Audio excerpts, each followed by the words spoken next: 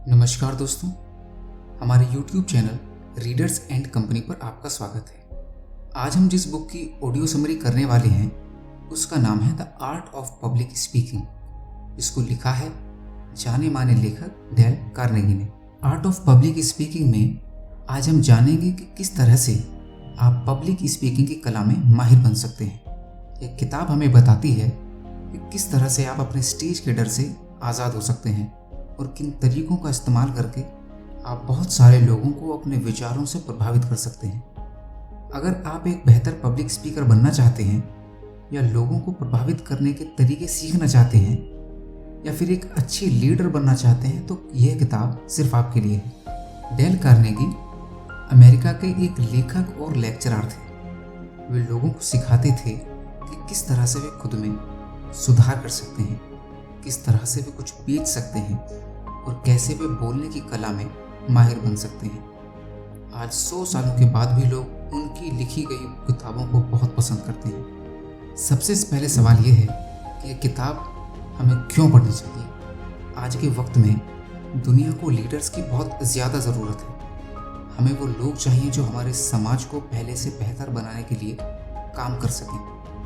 हमें वो लोग चाहिए जो एक बेहतर बिजनेस खड़ा करके अच्छे प्रोडक्ट मार्केट में ला सकें जिससे लोगों का फ़ायदा हो।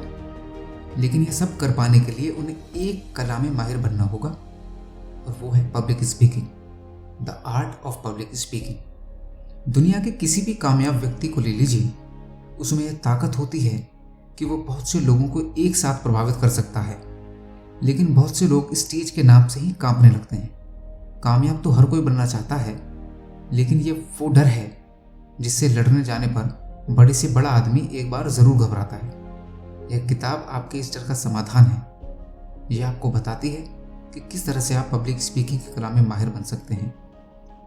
अगर आपको जानना है कि किस तरह से आप पब्लिक स्पीकिंग सीख सकते हैं या किस तरह से आप गले और फेफड़े की कसरत करके अपनी आवाज़ को बेहतर बना सकते हैं, या फिर अगर आप जानना चाहते हैं कि अपने सुनने वालों को एक भीड़ में इकट्ठा करना क्यों ज़रूरी है, तो ये बुक समरी आगे सुनते रहिए। इसमें पहला पॉइंट है, एक बेहतर पब्लिक स्पीकर बनने के लिए आपको खुद के बारे में न सोचकर अपने टॉपिक के बारे में सोचना होगा। हम सभी लोग गाड़ी चलाना किताब पढ़कर नहीं सीखते।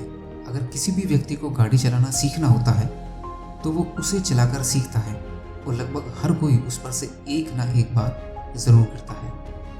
ठीक उसी तरह से अगर आपको पब्लिक स्पीकिंग सीखनी है तो आपको लोगों के सामने जाकर बोलना होगा। शुरुआत में आपसे गलतियां ज़रूर होंगी, लेकिन वो सभी के साथ होती हैं। उन्हीं गलतियों से आप बेहतर तरीके से बोलना सीखते हैं। दुनिया के महान पब्लिक स्पीकर्स भी जब पहली बार स्टेज पर गए थे तो उन्हें घबराहट हुई थी। लेकिन पब्लिक स्पीकर बनने का मतलब यह नहीं होता कि आपको डर ही न लगे। इसका मतलब होता है कि आपको उस डर को काबू करना आना चाहिए। अब आप सोच रहे होंगे कि किस तरह से आप अपने डर से आज़ाद हो सकते हैं। इसके लिए आप 3 तरीके अपना सकते हैं। सबसे पहले तो अपने बारे में सोचना छोड़कर अपने दिए गए टॉपिक के बारे में सोचिए। बहुत से लोग स्टेज पर जाते ही सोचने लगते हैं कि लोग उनके बारे में क्या सोच रहे होंगे, या फिर कहीं वे देखने में कुछ खराब तो नहीं लगते। आप यह सब न सोचकर अपने मैसेज पर ध्यान दीजिए जो आप लोगों तक पहुंचाने के लिए आए हैं। इसके बाद दूसरी बात, अपनी बात को पहले से ही तैयार करके जाइए। बहुत से लोग बिना तैयारी किए स्टेज पर चले जाते हैं और वहां जाकर यह भूल जाते हैं कि उन्हें बोलना क्या था। इस तरह से वे घबराने लगते हैं। इसलिए हमेशा अपनी स्पीच को याद और प्रैक्टिस करके जाइए। और तीसरी बात, अंत में जब आप बोलने के लिए जाइए तो यह उम्मीद कीजिए कि आप असल में बोलने में कामयाब होंगे। अपनी विनम्रता को बनाए रखिए। अपने डर को बगल में रखकर एक खुले दिमाग के साथ बोलिए। शुरुआत में सभी खराब करते हैं, लेकिन कुछ वक्त तक प्रैक्टिस कर लेने के बाद सारे ही लोग अच्छा बोलने लगते हैं। दूसरा पॉइंट है, एक टोन में न बोलकर अपनी बात के ज़रूरी शब्दों पर जोर दीजिए। जैसे हम देखते हैं कि गाने सुनते वक्त आपने यह देखा होगा कि उसमें अलग अलग धुन का इस्तेमाल होता है। ज़रा सोचिए, आपका मनपसंद गाना सुनने में कैसा लगता अगर उसमें सिर्फ एक तरह का धुन बजता और गाने वाला सिर्फ एक टोन में गाया जाता। कोई भी चीज़ अगर पूरी तरह से सिर्फ एक खूबी को दिखाए तो वो खूबसूरत नहीं लगती। सोचिए, अगर दुनिया सिर्फ एक ही रंग की रंगी होती तो कैसा लगता। और आपके आसपास अगर हर जगह सब कुछ सफ़ेद रंग का हो तो कैसा लगेगा। यहाँ पर कहने का मतलब ये है कि बोलते वक्त कभी इस तरह से मत बोलिए कि सुनने वाले को लगे कि आप खुद बोर होकर कुछ बोल रहे हो। अपने टोन को ज़रूरत के हिसाब से बदलते रहिए और अपने वाक्य के ज़रूरी हिस्सों पर और ज़्यादा जोर देकर बोलिए। एग्जाम्पल के लिए, अगर आपको कहना है कि कामयाबी आपकी किस्मत का नहीं बल्कि आपके कर्मों का नतीजा है, तो यहाँ पर आप इस वाक्य के कुछ ज़रूरी शब्दों को पहचानिए, जैसे कामयाबी, किस्मत, कर्मों और नतीजा। अब आप इन ज़रूरी शब्दों को थोड़ा सा जोर देकर बोलिए ताकि ये शब्द सुनने में बाकी के शब्दों से अलग लगें। लेकिन जोर देकर बोलने का मतलब ये नहीं है कि आप उसे चिल्लाकर कहें। इसका मतलब है कि उसे कुछ अलग तरह से कहना ताकि सुनने वाला यह समझ जाए कि वो शब्द वाक्य के कुछ ज़रूरी शब्दों में से एक है। अगर आप जोर से बोल रहे हैं तो उन ज़रूरी शब्दों को आराम से कहिए। अगर आप आराम से बोल रहे हैं तो उन शब्दों को जोर से कहिए, या फिर आप उसे अपने स्टाइल में कुछ अलग तरीके से कहने का प्रयास करिए ताकि वो बाकी के शब्दों से अलग लगें। अपनी बात के ज़रूरी हिस्से को अलग तरह से बोलने के 3 तरीके हो सकते हैं। सबसे पहला है कि अपनी स्पीच को बदलना। दूसरा है अपने बोलने की रफ्तार को बदलना। और तीसरा है कुछ देर तक रुक कर बोलना। जब हम कुछ मज़ेदार बात बता रहे होते हैं तो हम तेज़ बोलते हैं, और जब कुछ खूबसूरत लम्हों की बात करते हैं तो आराम से बोलते हैं। इससे हमारे टोन अलग हो जाते हैं। इसके बाद अगर आप अपनी ज़रूरी बात को बोलने से ठीक पहले या ठीक बात कुछ देर के लिए रुक जाएंगे तो वह बात बाकी की बातों से अलग लगेगी। या फिर अगर आप अपने वाक्य की शुरुआत तेज़ रफ्तार से बोलते हुए करेंगे और उसके अंत में उसे धीरे बोलेंगे, इस तरह से आप अपनी स्पीच को आकर्षक बना सकते हैं। तीसरा पॉइंट, अपनी बात के जरिए अपने लोगों में भावनाएं पैदा करने वाला व्यक्ति बहुत अच्छा स्पीकर होता है। इसमें आगे डेल कार्नेगी बोलते हैं, इंसान हमेशा अपनी भावनाओं के आगे मजबूर होता है। यही वो चीज़ है जो हमारी ज़िंदगी में रंग डालती है और इसे खूबसूरत बनाती है। अगर आप किसी तरह से अपने सुनने वालों के अंदर एक भावना पैदा कर सकें तो वे आपको बहुत पसंद करने लगेंगे। लोग इसलिए कॉमेडी शो ज़्यादा देखने जाते हैं और एक डॉक्यूमेंट्री कम देखते हैं, क्योंकि कॉमेडी में एक भावना को पैदा करती है खुशी। सिर्फ यही नहीं, सेल्स में भी जब हम ग्राहक की भावनाओं पर ज़्यादा ध्यान देते हैं तो हम अपने प्रोडक्ट को आसानी से बेच पाते हैं। लोग नया आईफोन इसलिए नहीं खरीदते क्योंकि वो अच्छा है। आईफोन ऐसा कोई भी फीचर नहीं देता जो सैमसंग या ओप्पो या वीवो नहीं देते। लेकिन अगर आपके सामने आईफोन और दूसरे स्मार्टफोन रख दिए जाएं तो संभावना ज़्यादा है कि आप आईफोन को चुनेंगे। क्यों? क्योंकि लोगों को लगता है कि उसे इस्तेमाल करने से उनका दर्जा थोड़ा उठ जाता है। भावनाएं हमारी ज़िंदगी को चलाती हैं, इसलिए अगर आप किसी तरह से भावनाओं पर काबू पा लें तो आप लोगों के दिलों पर काबू पा सकते हैं।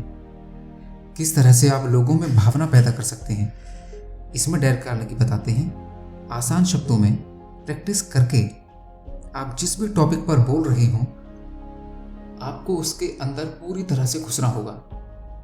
उसे अपनी आत्मा में बसा लीजिए और उसमें पूरी तरह से उतर जाइए।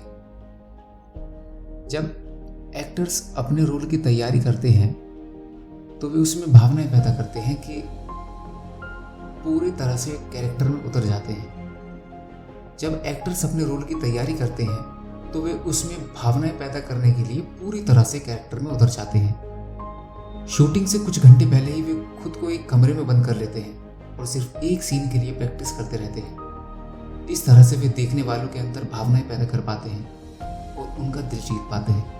अगर आपको भी ऐसा करना है तो आपको भी अपने टॉपिक को अच्छी तरह से तैयार करना होगा। चौथा पॉइंट, बोलने के साथ ही आपको अपने गेस्चर पर भी ध्यान देना होगा। गेस्चर का मतलब होता है बोलते वक्त अपने हाथ और अपने शरीर को अपनी स्पीच के हिसाब से हिलाना। यह वो इशारे होते हैं जिसे देखकर लोग आपकी बात को अच्छे से समझ पाते हैं। इसमें माहिर बनने के लिए आपको प्रैक्टिस की ज़रूरत होगी। सबसे पहले तो इन्हें ज़बरदस्ती बाहर लाने की कोशिश बिल्कुल मत कीजिए। गेस्चर आपके अंदर से अपने आप निकलने चाहिए, और अगर आप ज़बरदस्ती इसे बाहर निकालने की कोशिश करेंगे तो लोगों को तुरंत पता लग जाएगा कि वो नकली है। लेकिन इसका मतलब ये नहीं है कि आप उसे प्रैक्टिस नहीं कर सकते। गेस्चर को बेहतर बनाने के लिए आप उसे बार बार प्रैक्टिस कर सकते हैं। ये ज़रूरी नहीं है कि आप हर एक गेस्चर को एक ही तरीके से प्रैक्टिस करें और हर बार उसे उसी तरह से इस्तेमाल करें। कभी कभी ये संभव ही नहीं हो पाता। यह आपके अंदर से समय समय पर अपने आप निकलने चाहिए। आप अगर एक होनहार स्पीकर को एक ही स्पीच 2 बार देते हुए सुनेंगे तो आप ये देख पाएंगे कि उनके गेस्चर बदलते रहते हैं। इसके बाद आपको यह ध्यान देना होगा कि आपके अंदर से जो गेस्चर निकल रहे हैं वो आपकी स्पीच और आपके टोन के साथ मैच खाएं। बहुत बार हम ऐसे गेस्चर कर देते हैं कि बहुत खराब लगते हैं। इसके लिए आप शीशे में देखकर उसे प्रैक्टिस कर सकते हैं। आप ये देखिए कि कौन से गेस्चर अच्छे लगते हैं, किसे सुधारा जा सकता है और किसे आपको निकालने की ज़रूरत है। समय के साथ आपको इसकी आदत पड़ जाएगी और आप इसे बेहतर तरीके से यूज़ कर पाएंगे। यहाँ पर सबसे ज़रूरी बात यह है कि वे गेस्चर आपके अंदर से प्राकृतिक रूप से निकलने चाहिए। नकली गेस्चर का इस्तेमाल करना बिल्कुल वैसा ही होगा जैसे अपने बगीचे के सूखे हुए पौधों को हरे रंग से रंग देना। आप इसकी जितनी ज़्यादा प्रैक्टिस करेंगे आपके लिए यह उतना आसान हो जाएगा। इसके अलावा बहुत ज़्यादा गेस्चर करने से लोगों का ध्यान भटकने लगता है। इस बात को याद रखिए कि आप अपने हाथों को या अपने शरीर को हद से ज़्यादा मत हिलाइए। साथ ही अपने चेहरे के हाव भाव पर भी ध्यान दीजिए। इस ऑडियो समरी के कंक्लूजन में आगे डेल कार्नेगी बोलते हैं कि हर कला की तरह पब्लिक स्पीकिंग की कला को भी प्रैक्टिस करके सीखा जा सकता है। स्टेज पर जाने से पहले अपने टॉपिक को अच्छे से तैयार करिए और साथ ही अपनी सेहत का अच्छा ख्याल रखिए ताकि आप लंबे समय तक अच्छे से बोल सकें। अपनी बात के जरिए लोगों में भावनाएं पैदा करने की कोशिश करिए।